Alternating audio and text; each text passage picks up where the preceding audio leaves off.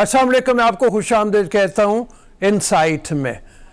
पाकिस्तान भर में पीटीआई ने अपने तंजीमी ढांचे को तहलील कर दिया। जितने भी लोग थे उनको ऑफिस बेरर से उनको अपने ओहदों से हटा दिया और उसके बदले में एक नया स्ट्रक्चर सामने लेके आए हैं। और ये तमाम तर यूँ हुआ कि खैबर पख्तूनख्वा में पीटीआई को बहुत बुरी शिकस्त का सामना करना पड़ा। अब उस शिकस्त से बचने के लिए बाकी सूबों में तंजीम साजी को बेहतर तरीके पर परफॉर्म करने के लिए उन्होंने कुछ नए नाम सामने किए हैं। असद उमर साहब के बारे में कहा जा रहा है कि वो सेक्रेटरी जनरल होंगे। शफकत महमूद साहब पीटीआई में पंजाब के सदर होंगे। खुसरो बख्तियार जनूबी पंजाब के सदर होंगे। कासिम सूरी बलोचिस्तान में होंगे।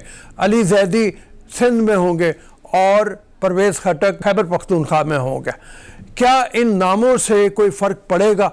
आइंदा आने वाले जो बल्दियाती इंतखाबात हैं उनमें पीटीआई क्या बेहतर परफॉर्म कर पाएगी? और फिर आवाम की जो बहुत सी शिकायतें हैं पीटीआई से, उनके बारे में क्या वो शिकायत दूर हो सकेंगी, नहीं हो सकेंगी? हम इस हवाले से बात करते हैं। हसन खावर रिप्रेजेंटेटिव हैं, स्पोक्स पर्सन हैं पीटीआई पंजाब के।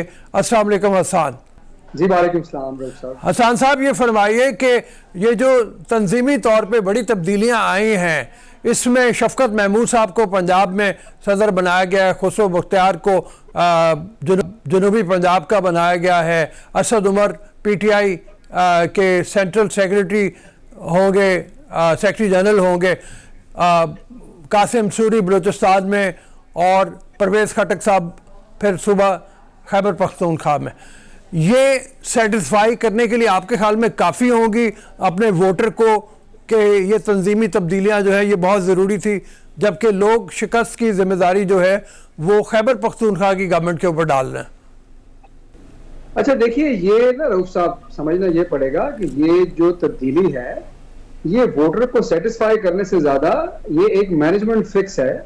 ये देखा गया है कि खैबर पख्तूनख्वा में क्या ऐसी चीज़ें हुई जिनको हम बेहतर बना सकते हैं और उसके लिए एक नया प्रोसेस मुरतब किया गया। प्राइम मिनिस्टर साहब ने कहा कि मैं उसको खुद देखूंगा और इसीलिए नए ऑफिस होल्डर्स आए हैं ताकि इस पूरे प्रोसेस को रिव्यू करें और खैबर पख्तूनख्वा का जो अगला फेज है इलेक्शन का, वहां पर भी और पंजाब में भी टिकट्स की एलोकेशन बेहतर हो और पार्टी डिसिप्लिन की बेहतर पाबंदी की जाए। जहां तक बात है जिम्मेदारी की, तो मैं समझता हूं कि जाहिर है शेयर्ड रिस्पॉन्सिबिलिटी लेनी चाहिए पूरी पार्टी। अगर हम समझते हैं कि कोई जगह ऐसी थी जहां पे बेहतर काम हो सकता था तो responsibility of course should be shared by everyone.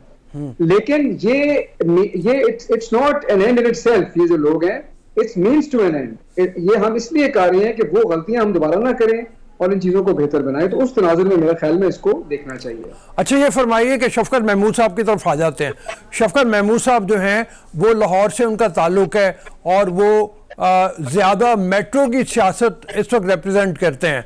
तो आपके ख्याल में सेंट्रल पंजाब में जो दूसरे छोटे इलाके हैं, छोटे शहर हैं, वहाँ की तंजीमी सलाहियतें ये बखूबी पूरी कर पाएंगे? जी बिल्कुल बिल्कुल कर पाएंगे। आपको पता है कि उनकी कॉन्स्टिट्यूएंसी भी यहीं की है। और देखिए दूसरी बात ये है कि ये तो ऑफिस होल्डर्स है ना, लेकिन ये को वन मैन शो नहीं चलाएंगे। आई थिंक द रियलाइजेशन है कि हमने कंसल्टेटिव प्रोसेस लेके चलना है, लोगों से मुशावरत करनी है, ग्राउंड रियलिटी देखनी है। तो टॉप ऑफिस होल्डर्स बिल्कुल ये है, लेकिन इन्होंने पार्टी की रैंक एंड फाइल से बात करके इस प्रोसेस को आगे लेके जाना है। तो मेरे ख्याल में कि ये फर्द वाहिद के डिसीजंस नहीं होंगे। यानी ये मतलब नहीं है कि जनूबी पंजाब में सिर्फ खुसरो साहब और पंजाब में सिर्फ शफकत साहब का होगा। वो सबसे मुशावरत करेंगे, सारे मामलात को देखेंगे और बेहतर तौर पर पंजाब के जो मामलात हैं पार्टी के उनको आगे लेके जाएंगे। और बुज़दार साहब के साथ कोई रिलेशनशिप इनका होगा, उसमें कोऑर्डिनेशन होगी या कहीं कॉन्ट्रडिक्ट तो नहीं कर जाएंगे? नहीं नहीं नहीं, देखें बिल्कुल मुशावरत होगी। पंजाब में इस वक्त चीफ मिनिस्टर तो बुज़दार साहब है ना। सो पंजाब की ग्राउंड रियलिटीज इस वक्त सबसे ज्यादा बुज़दार साहब और उनकी टीम समझती है और इसीलिए वो मुशावरत भी होगी, उनके साथ क्लोज कोऑर्डिनेशन भी होगी और टीम वर्क के जरिए ये होगा। ये बात बड़ी वाज़ेह है क्योंकि हमने अब बड़े पक्के पांव करके पूरी तैयारी के साथ आगे जाना है और हर शख्स का फोकस इस बात पे है। तो आप ये देखेंगे कि अब आपको कोऑर्डिनेशन और अलाइनमेंट ज्यादा नजर आएगी, कंसेंसस ज्यादा नजर आएगा, क्योंकि ये रियलाइजेशन बड़ी ब्रॉड बेस्ड है कि हमने मिलकर चलना और बेहतर फैसले करने हैं। अच्छा, जो ज़िमनी इलेक्शन हुए थे, खानेवाल की जैसी बात हो रही है, वो पीटीआई वहाँ पे शिकस्त खा गई थी, तो उस बुनियाद के ऊपर जो बल्दियाती इंतखाबात अब आगे आने हैं ان میں بہت زیادہ بہتر طور پہ امیدواروں کی سلیکشن کرنی لازم ہوگی. اس حوالے سے کیا ابھی تک کوئی آپس میں بیٹھ کے فیصلہ ہونا طے پایا ہے, یا ابھی تک یہ صرف مطلب ایک تنظیمی سطح پہ یہ ہے کہ کینڈیڈیٹ یہاں سے آئیں گے؟ نہیں, دیکھیے بات یہ ہے کہ گراؤنڈ ورک تو آپ کو پتا ہے کہ جب نیشنل پولیٹیکل پارٹی ہوتی ہے تو گراؤنڈ ورک تو ہر وقت ہوا ہوتا ہے اور چوائسیز ہر وقت اویلیبل ہوتی ہیں. مطلب آپ کسی بھی جگہ پہ جائیں گے تو پارٹی کی لیڈرشپ کو پتا ہے کہ یہاں پر کیا چوائسیز ہیں, لیکن ضروری بات یہ ہے کہ ایک سٹرکچر ایسا ہو جو بہترین فیصلہ کرے کہ ان میں سے بہترین کینڈیڈیٹ کون ہے, اور جو لوگ نہیں کینڈیڈیٹس ہوں گے ان کے ساتھ پارٹی ڈسپلن کا کیا معاملہ رکھا جائے گا. تو ایسا نہیں کہ گراؤنڈ ورک تو کافی ہوا ہے, اب تو زیادہ فیصلہ سازی کی طرف جانا ہے. دوسرا, آپ نے ضمنی الیکشن کی بات کی. دیکھیے الیکشنز میں دو چیزیں ہیں. ایک تو یہ ہے کہ ایک ایسے چیزیں ہیں جو پارٹی اس سے باہر ہیں اور حکومت کی چیزیں ہیں, جس کے اندر آپ کی مہنگائی ہے, گورننس کے معاملات ہیں, وہ آسانیاں جو عوام کے لیے پیدا کرنی ہے. اور یہ ریئلائزیشن پنجاب حکومت میں بڑی واضح ہے, وفاقی حکومت میں بڑی واضح ہے کہ کرونا جو ہے ہماری حکومت کا 1.25 سال کھا گیا اور ہم پے در پے کرائسس کا شکار رہے. آئی ایم ایف کے پاس جانا پڑا, ایف اے ٹی ایف کے معاملات رہے, پھر گلوبل انفلیشن ویو آئی. تو اب ہم نے ترقیاتی کاموں کو بہت تیزی سے آگے لے کے جانا ہے, اور وہ ریفارمز اور وہ تمام وعدے جو عوام سے کیے تھے ہم نے ان کو ہنگامی بنیادوں پہ آگے لے کے جانا ہے. آخر 2023 میں ہم نے عوام کو دکھانا ہے کہ یہ آپ سے وعدہ کیا تھا اور یہ ہم نے ڈیلیور کیا. تو ایک تصویر کا رخ یہ ہے. دوسرا رخ یہ ہے کہ ان چیزوں سے علاوہ بھی پارٹی کے اندر بھی ہمیں لگا, جیسا کہ آپ نے ابھی بات کی خیبر پختونخوا کے اندر, کہ کچھ معاملات ایسے ہیں جن کا تعلق پارٹی کے مینجمنٹ سے ہے. کچھ ایسے فیصلے ہیں جو بہتر طور پہ لیے جا سکتے ہیں, کچھ گرجز کو کم کیا جا سکتا ہے, اور وہ ووٹ جو ٹوٹ رہا ہے پارٹی کے اندر, 1 یا 2 کینڈیڈیٹس اگر آزاد کھڑے ہو گئے تو اس کا راستہ بھی نکالا جا سکتا ہے. اور اس کا راستہ نکالنے کے لیے ایک سٹرکچر کھڑا کرنا تھا ڈیسیجن میکنگ کا, تاکہ وہ بہترین فیصلے لیں. اور یہ تنظیم سازی کی جو نئی ویو تھی, یہ اس طرف کا ایک راستہ تھا. پرویز خٹک صاحب کا تو انتخاب جو ہے وہ خیبر پختونخوا میں بہت خوش آئند سمجھا جا رہا ہے. اس کی وجہ یہ ہے کہ جب وہ وزیر اعلیٰ تھے تو کہا جاتا ہے کہ ان کا انتظامی سٹرکچر اتنا اچھا تھا کہ اس کی بنیاد کے اوپر الیکشن بہت آسانی سے جیتے. لیکن بہت بڑا بلیم محمود خان صاحب کے اوپر آ رہا ہے کہ وہ اپنے سٹرکچر کو بہتر نہیں بنا پائے, وزیر اعلیٰ کے طور پہ پرفارم نہیں کر پائے. اسی طرح کے الزامات بزدار صاحب اور ان کی گورنمنٹ پہ بھی لگتے ہیں کہ یہاں پہ انتظامی سٹرکچر اچھا نہیں ہے, اس طرح سے لوگ جو ہیں پرفارم نہیں کر پا رہے جس طریقے سے ان کو پرفارم کرنا چاہیے تھا. تو یہ آپ کے خیال میں ایک اثر انداز ہوگا الیکشن کے اوپر؟ نہیں, دیکھیے وہ تو لوگوں کا ایک پرسیپشن ایک الگ بات ہے, لیکن یہ تو ہم نے لوگوں کو اپنی پرفارمنس سامنے رکھنی ہے اور لوگوں کو بتانا ہے. دیکھیے یہ نا رؤوف صاحب, ایک بات حقیقت ہے کہ جب بھی کوئی بھی حکومت اقتدار میں ہوتی ہے تو اس کا ایک انکمبنسی کا ٹول ہوتا ہے ضرور, اور وہ جو بھی حکومت ہو, جو بھی لوگوں کا گلا شکوہ ہو, ظاہر ہے کہ اس کی ذمہ داری اس حکومت پہ عائد ہوتی ہے اور وہ ہوتا بھی ہے.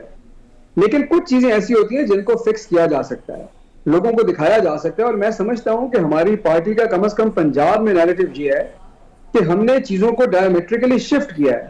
پہلے اگر فوکس اس چیز کے اوپر تھا کہ آپ 2-3 بڑے ایسے پروجیکٹس کر کے لوگوں کو دکھائیں کہ لوگوں کی آنکھیں چکا چوندھ ہو جائیں, تو ہم نے ڈیولپمنٹ کو ڈیموکریٹائز کیا ہے. ہم یہ کہتے ہیں کہ پروجیکٹ چاہے چھوٹا ہو یا بڑا, لوگوں کی ضروریات کے مطابق ہونا چاہیے. ہمارا ڈسٹرکٹ ڈیولپمنٹ پیکج جو اس وقت ہے وہ اورنج لائن سے دوگنا زیادہ ہے, لیکن وہ پیسے پورے پنجاب کے لیے ہیں. تو ہمارا فوکس فرق ہے. ہمارا فوکس ہے ایلیٹ کیپچر کو ختم کرنا اور ریسورسز سب کو دیکھنا. مثلا میں آپ کو بتاؤں کہ ابھی جو احساس راشن پروگرام ہے, 120 ارب روپے ہم ڈال رہے ہیں. اس 120 روپے سے ہم کہیں میگا ایک پروجیکٹ بھی بنا سکتے تھے, لیکن ہم نے کہا نہیں, یہ جو ہے 13 کروڑ لوگوں کے گھروں میں جائے گا. اسی طرح اگر آپ ہیلتھ کارڈ کا دیکھیں تو پنجاب حکومت 400 ارب روپیہ اس پہ خرچ کرنے جا رہی ہے. اس 400 ارب روپے کے اندر ہم 4 سڑکیں بھی بنا سکتے تھے. تو یہ ایک بڑا فنڈامنٹل شفٹ ہے جو گورننس میں آیا ہے, جہاں ہم ایلیٹزم سے نکل کے ہم ڈیموکریٹائزیشن کی طرف جا رہے ہیں. تو میرے خیال میں یہ ہمارا نیریٹو ہے جو ہمیں لوگوں کو بتانا ہے. اور میں آپ کو بتاؤں کہ جب لوگوں کو فائدہ پہنچے گا, جب 13 کروڑ لوگ راشن کارڈ سے فائدہ اٹھائیں گے, جب پنجاب کی ساری عوام, کے پی کی عوام ہیلتھ کارڈ سے صحیح طرح فائدہ اٹھائے گی, تو میں سمجھتا ہوں کہ لوگوں کو حقیقی معنوں میں یہ احساس ہوگا کہ یہ ریئل ڈیولپمنٹ ہے اور یہ ان کے لیے ہے, اور یہ ان پروجیکٹ سے بہت بہتر ہے جن کو وہ دور سے دیکھتے تھے لیکن اس سے فائدہ بہت کم فریکشن آتی تھی بنسبت ان کاموں کی جن کے فائدے بہت براڈ بیسڈ ہیں اور گھر گھر میں ان کا فائدہ ہو رہا ہے. حسن خاور صاحب, ابھی جو آئی ایم ایف کے ساتھ होने जा रहा है 6 रिव्यू, उसके मुताबिक हमें बहुत से अपने बजटरी फंड्स जो हैं उनमें कटौती करना है। वो कटौती की वजह से जो आपके प्रोग्राम्स हैं ये भी अफेक्ट होंगे, तो इसका भी तो इम्पैक्ट पड़ेगा ना फिर आइंदा आने वाले इलेक्शंस पे भी और आइंदा आने वाली कैंपेन्स के ऊपर भी। बिल्कुल रऊफ साहब, आपकी बात सही है। मैंने आपसे कहा ना, देखिए जब ये हुकूमत आई तो ये बात वाज़ेह थी कि IMF के पास जाना पड़ेगा, और तमाम इकोनॉमिस्ट भी ये कह रहे थे, और फिर IMF का प्रोग्राम बीच में सस्पेंड भी रहा कोरोना की वजह से। तो वो जो मुश्किल फैसले हैं जो हमें बेल्ट टाइटनिंग करनी है वो तो करनी है, लेकिन फिस्कल डिसिप्लिन का रास्ता हमें इख्तियार करना है। फर्क क्या है? फर्क ये है कि आपको पता है कि पिछले पे दर पे जो IMF के प्रोग्राम्स आए उसमें हुकूमतों ने आते ही IMF के पास गए, 3 साल बेल्ट टाइटनिंग की, आखिर में 2 साल दोबारा गलतियां की और पहले से बढ़ के की, और जब अगली हुकूमत आती थी तो IMF के लिए दरवाजा खोलना पड़ता था। इस दफा हमने ये नहीं करना। हमने फिस्कल टाइटनिंग, बेल्ट टाइटनिंग इस नियत से करनी है कि हमने पाकिस्तान को IMF से के प्रोग्रामों से निजात की तरफ लेके जाना है। तो ये बात क्लियर है, और हमें बिल्कुल ये कटौतियां भी करनी पड़ेंगी, मुश्किल फैसले भी करने पड़ेंगे, लेकिन 2-3 चीजें अहम है। एक ये है कि जब हम वो कटौतियां करें तो हमारी एक अपनी प्रायोरिटाइजेशन हो, और वो प्रोजेक्ट जिनका आवाम को फायदा है वो इन कटौतियों से मुतासिर ना हो। हम नॉन डेवलपमेंट एक्सपेंडिचर कम करें, हम फजूल खर्चियां कम करें, लेकिन हम एहसास राशन का हिस्सा ना काटें, हम हेल्थ कार्ड से हिस्सा ना निकालें। तो ये प्रायोरिटाइजेशन बड़ी वाज़ेह है और होनी चाहिए भी है। दूसरी बात यह है कि हम आवाम को मीठी गोलियों की आदत ना डालें। अगर बिजली का रेट प्रोडक्शन का ज्यादा है और रिकवरियां कम है तो ये आवाम को बताना है, और इसका कोई शॉर्टकट नहीं है। शॉर्टकट सिर्फ एक ही है कि आप कर्जा ले लें और ये पास ऑन ना करें। तो एक तरफ कर्जे का बोझ है, गर्दिशी कर्जे का, और एक तरफ आवाम पे टैरिफ का बोझ है, और ये वो आउटकम है जो हमने बिजली के तमाम मुआहदे किए, जिस सेक्टर को हमने गलत बुनियादों पे चलाया, ये उसका नतीजा है। तो इस वक्त डिसीजन जो है 2 टफ चॉइसेस में से है। हमारी कोशिश ये है कि ऐसे डिसीजन लें जिससे शॉर्ट टर्म पॉलिटिकल गेन हो ना हो, पाकिस्तान का लॉन्ग टर्म फायदा हो, और वो IMF के कहने पे होगा तो IMF के कहने पे करेंगे, IMF ना भी कहे तो हमें वो खुद भी करने हैं, और हम इस बात पे कायम हैं। हसन खावर साहब हमारे साथ मौजूद थे। अभी चलते हैं एक ब्रेक की तरफ, ब्रेक के बाद वापस आएंगे, अगले सेगमेंट में आपसे मिलेंगे, और अगले सेगमेंट में हम बात करेंगे नवाज शरीफ की वापसी के हवाले से, जो बहुत हलकों में एक बाज़ सुनाई दे रही है। वो क्या है, उसकी हकीकत क्या है? क्या नवाज शरीफ साहब को वाकई वापस लाया जा रहा है या वो खुद वापस आ रहे हैं? अगर उनको वापस लाया जा रहा है तो वो क्या कंडीशंस हैं जिनके तहत उनको वापस लाया जा रहा है? इस हवाले से बात करेंगे। मारूफ तजियाकार सजाद मीर साहब हमारे साथ होंगे। अभी इजाज़त दीजिए ब्रेक के लिए।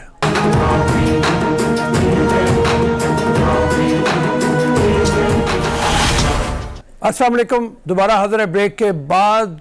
सजाद मीर साहब हमारे साथ मौजूद हैं, उनसे चल के बात करते हैं। बात क्या होगी कि नवाज शरीफ साहब के बारे में जो कहा जा रहा है कि नवाज शरीफ साहब को वापस लाया जा रहा है, एयाज सादिक साहब कह रहे हैं कि बड़ी खबर है मेरे पास, और बड़ी खबर आप बहुत जल्द बहुत धमाकों की सूरत में देखेंगे। इमरान खान साहब तक ने ये कह दिया कि नवाज शरीफ को वापस लाया जा रहा है और कोशिश की जा रही है कि उनके ऊपर से मुकदमात ख़त्म कर दिए जाएँ। असल सूरत हाल क्या है, रुख किस तरफ को जा रहा है चीज़ों का, इस हवाले से चल के बात करते हैं सजाद मीर साहब से। अस्सलाम वालेकुम मीर साहब। वालेकुम सलाम जी। सर, ये जो हवा में अफवाहें चल रही हैं या हकीकत है इसमें, आपको क्या लगता है? इमरान खान साहब तक तो परेशान लग रहे हैं और वो ये कह रहे हैं कि नवाज शरीफ को वापस लाया जा रहा है और उनके मुकदमात ख़त्म कराने की बात हो रही है। चौथी बार उनको वज़ीर आज़म बनाने की कोशिश की जा रही है, प्लानिंग की जा रही है। फिर आप देखें जरदारी साहब भी तेज़ हो गए और उन्होंने भी बयान दाग दिया कि हमसे कहा जा रहा है कि फार्मूला बताएं। शहबाज शरीफ साहब के बयान में तलखी आ गई और वो कह रहे हैं जल्द ही इनके गिरबान होंगे, हमारे हाथ होंगे। एयाज सादिक साहब कह रहे हैं कि मैं वापस आया हूं और कोई बड़ी धमाके होने वाले हैं। ये क्या लगता है आपको, वाकई क्या नवाज शरीफ साहब, आपको लगता है कि ऐसी फ़ज़ा बनाई जा रही है कि उनको वापस लाया जाए? और क्या इतनी मायूसी हो गई है PTI गवर्नमेंट से कि अब वो कोई चारा नहीं है नवाज शरीफ साहब को वापस लाए बगैर? मेरे ख्याल में एक मंतकी अंजाम तो इस सारे एपिसोड का यही होना था।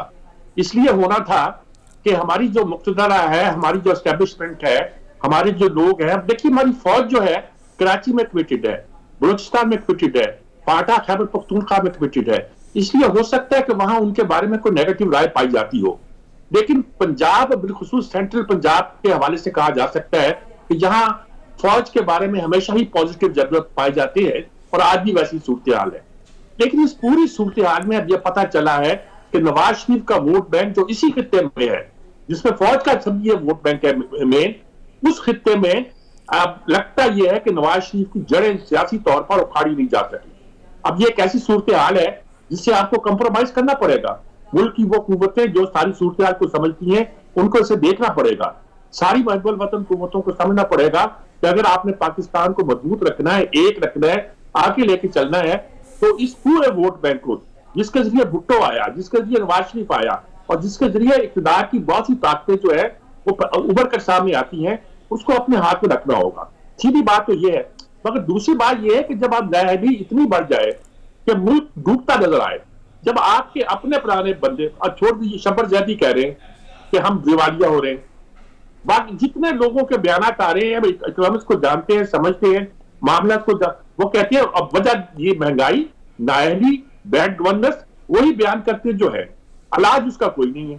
اور ان کو معلوم ہے کہ جو بھی ہمارے معاملات خراب ہوتے ہیں وہ حکومت کی نااہلی سے ہوتے ہیں, حکومت کے بیڈ گورننس سے ہوتے ہیں. وہ ملک کی اکانومی کو سنبھال نہیں سکے, 3 سال 4 سال لگ گئے. اب اس کا اثر جب عوام پہ اس طرح شدید آ گیا, عوام پہ نہیں بلکہ ملک کی سلامتی پہ آ گیا کہ آپ چلائیں گے کیسے, لوگوں کی تنخواہیں کیسے دیں گے, آپ کے سیکورٹی کے اخراجات کیسے پورے کریں گے. یہ ساری باتیں جب سامنے آ گئیں تو کچھ تو کرنا پڑے گا نا جی, کچھ تو کرنا چاہیے. اور خبریں یہی آئی ہیں, اور ایاز صادق بھی یہ لندن سے لے کر آئے ہیں, دوسرے لوگ بھی کہہ رہے ہیں. خود نواز شریف نے جو تقریر کی تھی اس خواجہ رفیق کے اس کی برسی پر, اس میں سے یہ معلوم ہوا کہ وہ جلد پاکستان آئیں گے. لگتا ہے اس کا مطلب ہے رابطے ہیں, کچھ ہے. اور عمران کا اپنا لہجہ جو ہے, جو انہوں نے اپنی کابینہ میں کہنے کی ان کو ضرورت محسوس ہوئی, وہ خود ان کی باڈی لینگویج اس کے بعد جو ظاہر ہو رہی ہے وہ بتا رہی ہے کہ وہ کچھ نہ کچھ ہونے والا ہے. اور وہ اتنے گڑبڑا کے انہوں نے اپنی پارٹی توڑ دی ہے. یعنی پارٹی اس طرح توڑی ہے کہ پارٹی توڑ کر سارے جو نئے عہدیدار مقرر کیے ہیں وہ وزیر ہے. یعنی پارٹی ختم ہو گئی, اب حکومت پارٹی چلائے گی. تو یہ ایک ایسا سٹیپ ہے اور ایسی بدحواسی ہے جس کے نتیجے کے طور پر لوگ سمجھ رہے ہیں کہ کچھ نہ کچھ تو ہو سکتا ہے, کچھ نہ کچھ ہونے والا ہے. اور ظاہر ہے کہ ادھر عدالتوں کا پروسیس بھی جاری ہے, رانا شمیم ہی نہیں دوسری باتیں بھی سامنے آ گئی ہیں. اب مقدمہ بھی جو درپیش ہے اس سے لگتا ہے کہ کسی وقت بھی ان کو ریلیف بھی مل سکتا ہے, اور ریلیف ملنے کے بعد ہو سکتا ہے کوئی قدم آگے بڑھے. اب کہا یہ جا رہا ہے کہ پہلے تو یہ تھا کہ شہباز شریف ایک سیکنڈ آلٹرنیٹو کے طور پر ایکسیپٹ ہے, لیکن اب غالباً ادھر سے یہ کہا جا رہا ہے کہ نہیں جی نواز شریف آئیں گے. اب لازمی نہیں ہے کہ نواز شریف کو لایا جائے یا کیا جائے, لیکن ہو سکتا ہے کہ نواز شریف کے ساتھ کوئی ایسی انڈرسٹینڈنگ ہو جائے اور جو ملک کو بچانے کے لیے جو انٹرم ارینجمنٹ ہو سکتے ہیں اسے مدد کر سکتے ہیں. انٹرم ارینجمنٹ کیا ہو سکتے ہیں, اس سے بہت سی باتیں ہیں, لیکن اصل بات یہ ہے کہ آئندہ انتخابات کے علاوہ کوئی چارہ نہیں ہے, اور مڈ ٹرم الیکشن نہیں, مکمل الیکشن. اور وہ عمران خان کی موجودگی میں ممکن نہیں ہے. عمران خان اسمبلی توڑیں گے نہیں, اور اسمبلی صرف وہ توڑ سکتے ہیں.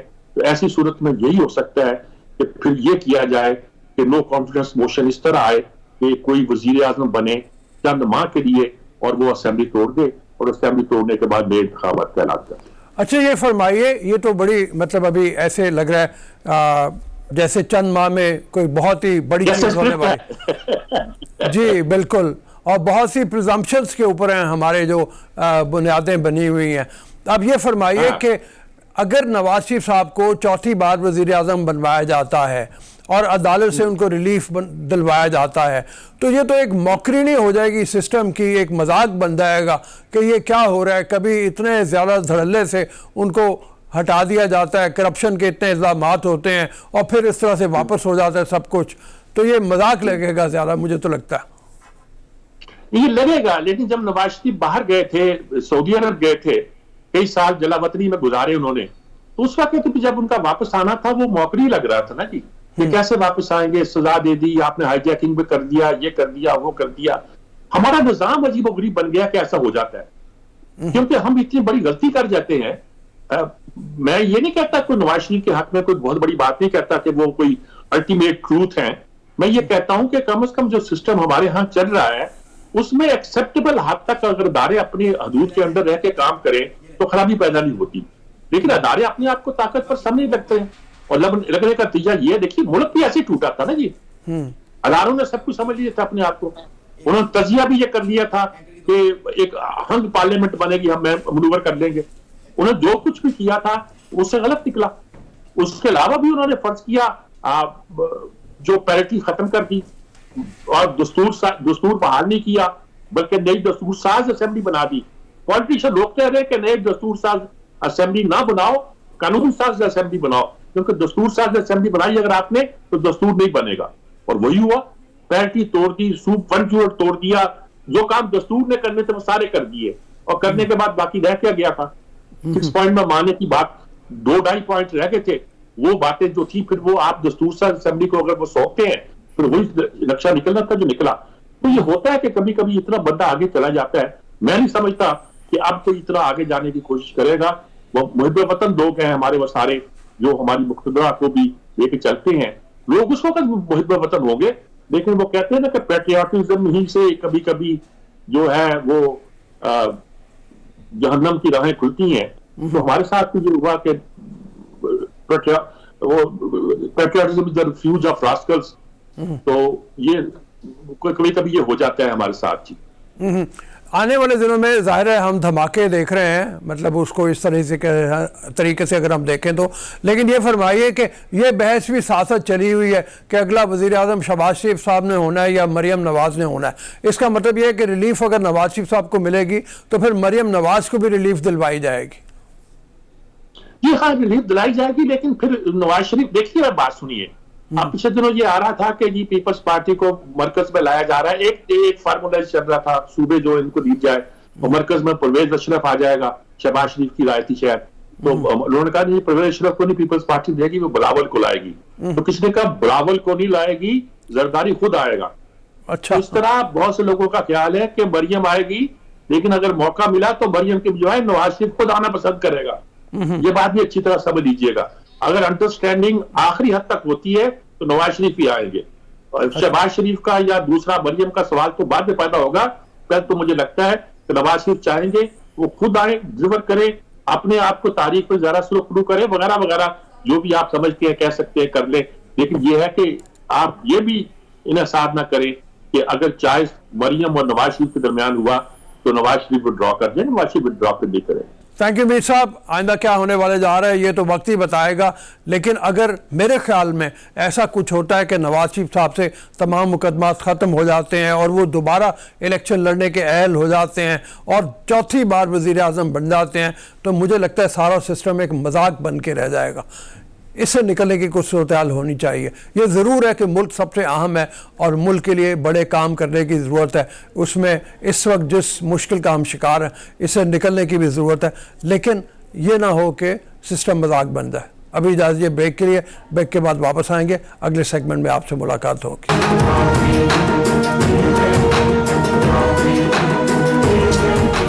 Welcome to the show after the break. ہم بات کرنے جا رہے ہیں آئی ایم ایف سے $1 بلین کے قرضے کی. حکومت 12 جنوری سے پہلے کوشش کر رہی ہے کہ وہ شرائط جو آئی ایم ایف کی طرف سے ہیں ان کو پورا کر لیا جائے. اس سلسلے میں حکومت پہ لازم ہے, جو آئی ایم ایف کی ایک کنڈیشن ہے, کہ ترمیمی بجٹ آرڈیننس کو اپروو کروایا جائے, پاس کروایا جائے اسمبلیوں سے.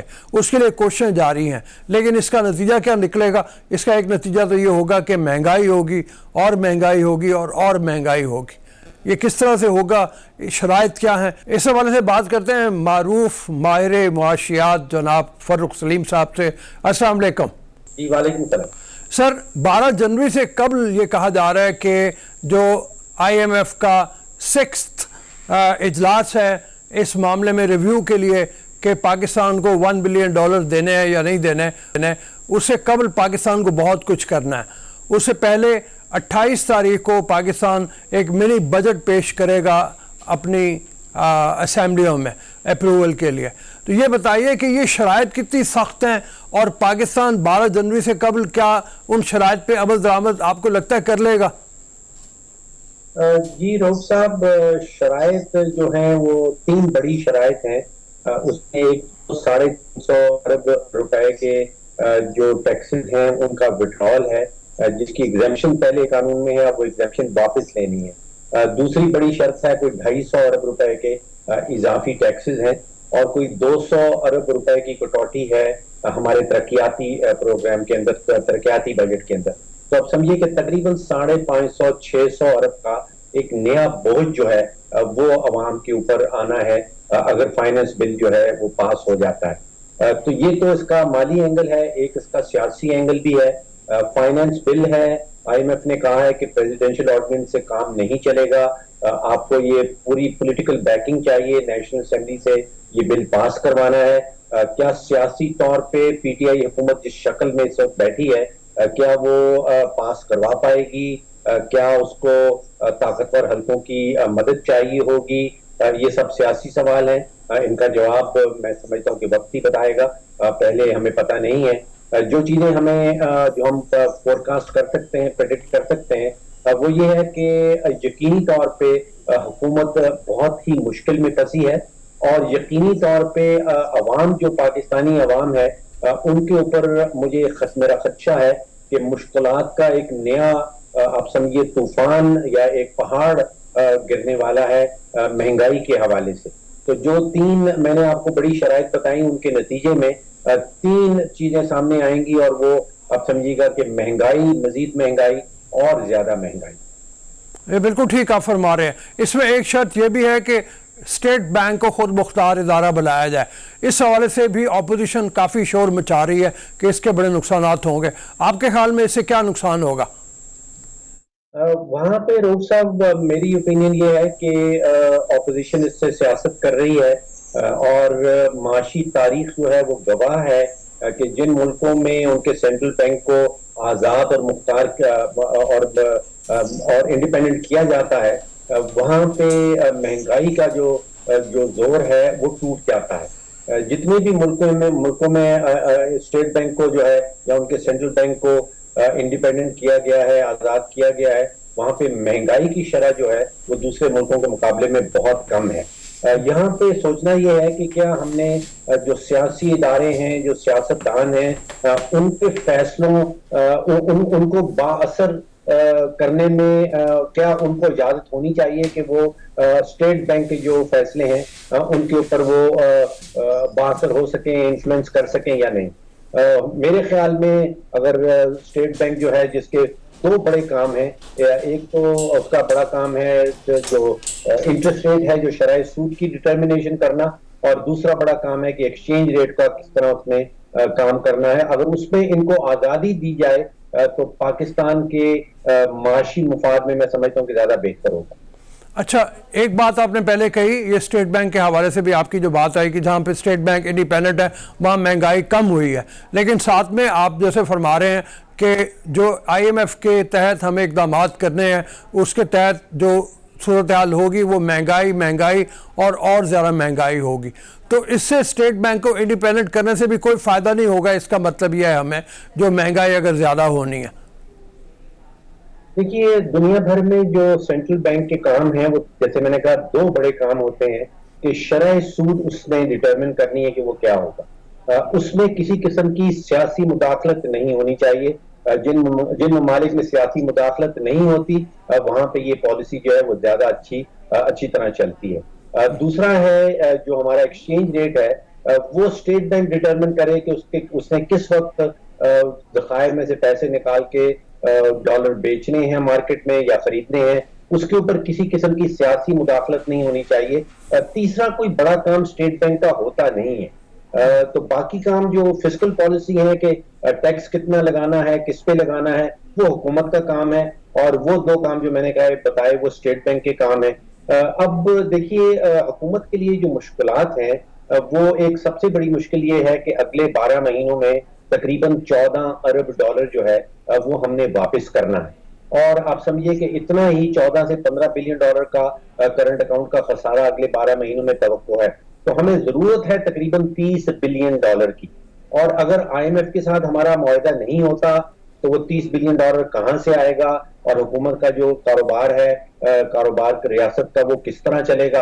اور اگر حکومت کامیاب ہو جاتی ہے اور نیشنل اسمبلی سے یہ بل پاس کروا لیتی ہے تو پھر یہ 600 ارب روپے کا جو بوجھ ہے وہ عوام کیا برداشت کر پائے گی، اور اگر نہیں کر پائے گی تو اس میں کیا وہ سڑکوں پہ تو نہیں نکل آئے گی. تو آپ سمجھیے کہ دونوں طرف بڑی مشکلات ہیں، عوام بھی بڑی مشکلات میں آنے والی ہے اور حکومت بھی بڑی مشکلات کا سامنا کر رہی ہے. فاروق سلیم صاحب، انہی باتوں کی وجہ سے کہ $30 بلین پاکستان کو چاہیے اور ہمارا کرنٹ اکاؤنٹ خسارہ جو ہے وہ بہت زیادہ ہے. بہت سے ادارے، ہم پہلے بھی اس دفعہ پروگرام میں ایک دفعہ بات کر چکے ہیں، وہ یہ کہتے ہیں کہ پاکستان کہیں دیوالیہ تو نہیں ہو جائے گا. تو آپ کو ایسے حالات لگتے ہیں کہ ایسی صورتحال خدا نہ خاصہ ہمیں فیس کرنی پڑ جائے؟ ڈاکٹر صاحب، دیوالیہ پن جو آپ نے لفظ استعمال کی، جو اصطلاح استعمال کی، وہ ایک قانونی اصطلاح ہے، اور اس میں ہوتا یہ ہے کہ آپ کو جس نے قرضہ دے رکھا ہے، اگر آپ اس کا قرضہ واپس نہیں کرتے تو پھر وہ عدالت میں جاتا ہے اور عدالت بینکرپسی ڈکلیئر کرتی ہے. پاکستان میں مجھے ایسی کوئی صورتحال ابھی نظر نہیں آ رہی.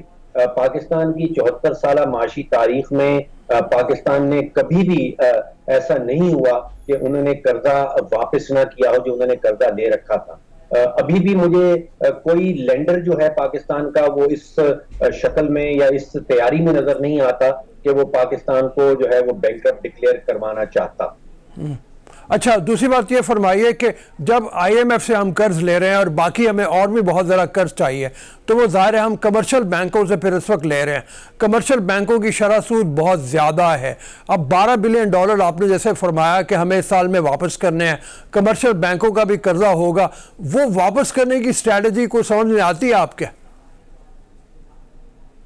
دیکھیے، اس وقت حال کچھ ایسا ہے کہ ہمارے جو ٹوٹل ریونیوز آ رہے ہیں، جو آمدن ہے حکومت کی، اس میں سے تقریباً 75 سے 80% جو ہے وہ نکل جاتا ہے قرضہ جات کی واپسی میں. تو معاملہ تو واقعی میں تشویشناک ہے، لیکن اس کو ہینڈل کرنا جو ہے وہ میں سمجھتا ہوں ممکنات میں سے ہے. فوکس مجھے حکومت کا اس وقت غلط لگتا ہے. فوکس ہمارا سارا لگ رہا ہے کہ امپورٹ کو کس طرح کم کیا جائے، اور یہی فوکس ہمارا پچھلے میں سمجھتا ہوں کہ 25-30 سال سے رہا ہے.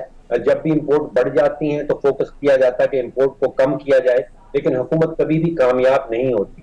تو وہ آپ کو یاد ہے کہ آئنسٹائن نے کہا تھا کہ اگر آپ ایک ہی تجربہ دہراتے رہیں اور اس چیز کی توقع رکھیں کہ کوئی نتیجہ فرق نکلے گا، تو وہ پھر آئنسٹائن کہتا تھا کہ وہ بے وقوفی کی ڈیفینیشن ہے. یہاں پہ ہمیں فوکس کرنا ہوگا کہ ہم نے ایکسپورٹ اپنی کس طرح بڑھانی ہے. امپورٹ میرے نزدیک کم کرنا بڑا مشکل ہوگا، اور اس کی وجہ یہ ہے کہ تقریباً آپ سمجھیے کہ ہماری جو امپورٹس ہیں وہ بہت حد تک ہماری انرجی سپلائی جو ہیں، ہم $20 بلین کا پیٹرول امپورٹ کر لیتے ہیں، ہم تقریباً $2 سے $2.5 بلین کی LNG امپورٹ کرتے ہیں، $2.5 سے $3 بلین کا کوئلہ امپورٹ ہوتا ہے.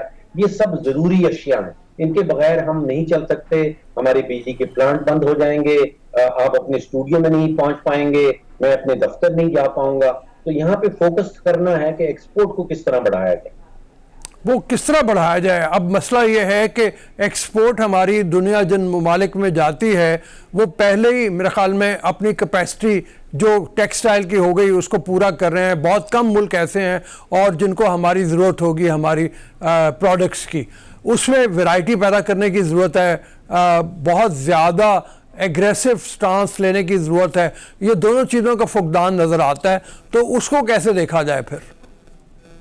دیکھیے، بنیادی معاملہ ہماری معیشت کے اندر یہ ہے کہ ہماری ان پٹ کاسٹ جو ہیں وہ بہت زیادہ ہیں اس خطے میں جو باقی ممالک ہیں ان کے مقابلے میں.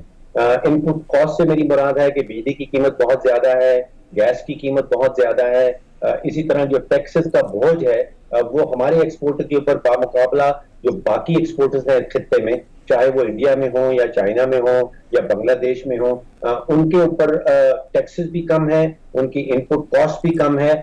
میرا یہ خیال ہے کہ اس ریاست کے اوپر جو سب سے بڑا بوجھ ہے وہ حکومت پاکستان ہے. جو ہمارا پرائیویٹ سیکٹر ہے وہ واقعی میں بڑا کمپیریٹیو ہے. شرط یہ ہے کہ ان کو اگر ان پٹ کاسٹ جو ہیں، ان کی بجلی کی قیمت، ان کی گیس کی قیمت، ان کے اوپر ٹیکس کا بوجھ، اگر وہ ان کو کمپیریٹیو دیا جائے تو وہ اس خطے میں کسی بھی کمپنی کے ساتھ، کسی بھی ملک کے ساتھ کمپیٹ کر سکتے ہیں. دوسرا ہمیں فوکس رکھنا ہوگا کہ ہماری جو ٹیکسٹائل انڈسٹری ہے، خاص طور پہ ہمارا جو تجارتی پارٹنر ہے امریکہ کے حوالے سے، وہ ایک ایسا ملک ہے جو سب سے زیادہ ایکسپورٹ سرپلس جس کو ہم کہتے ہیں یا ٹریڈ سرپلس کہتے ہیں وہ کریٹ کرتا ہے. ہمیں سب سے زیادہ منافع جو ہے وہ امریکہ سے ہوتا ہے، اور ہمیں سب سے زیادہ نقصان جو ہے تجارت کرنے کا یا جو ڈیفیسٹ ہے ہمارا خسارہ وہ چین کے ساتھ ہوتا ہے. تو ہمیں فوکس کرنا ہوگا کہ یورپین ممالک کے ساتھ اور امریکہ کے ساتھ ہم اپنے تجارتی تعلقات جو ہیں وہ کس طرح بڑھا سکیں. تھینک یو فاروق سلیم صاحب. آپ نے جیسے فرمایا کہ ہمیں ضرورت یہ ہے کہ ہم اپنی ایکسپورٹ کو بڑھائیں، اور ایکسپورٹ میں ٹیکسٹائل کو خاص طور پہ نہ صرف یہ کہ چھوٹ دی جائے، ٹیکسز کی مد میں چھوٹ دی جائے، ان کے لیے بجلی اور گیس کے بل میں کمی لائی جائے. اس کے ساتھ ساتھ یہ کہ یورپ اور امریکہ جو ہمارے دو بڑے ٹارگٹ ہیں وہاں پہ آسانیاں پیدا کی جائیں، ان سے سفارتی تعلقات بحال رکھے جائیں. اسی امید کے ساتھ کہ ایسا جلدی ہوگا، ہم اپنی ایکسپورٹ بڑھا پائیں گے اور اس بنیاد کے اوپر اس معاشی بحران سے نکل پائیں گے جس کا ہم شکار ہیں. میں پروگرام کو ختم کرنے کی اجازت چاہتا ہوں. انشاءاللہ اگلے ہفتے پھر ملیں گے. اللہ حافظ. ناصر.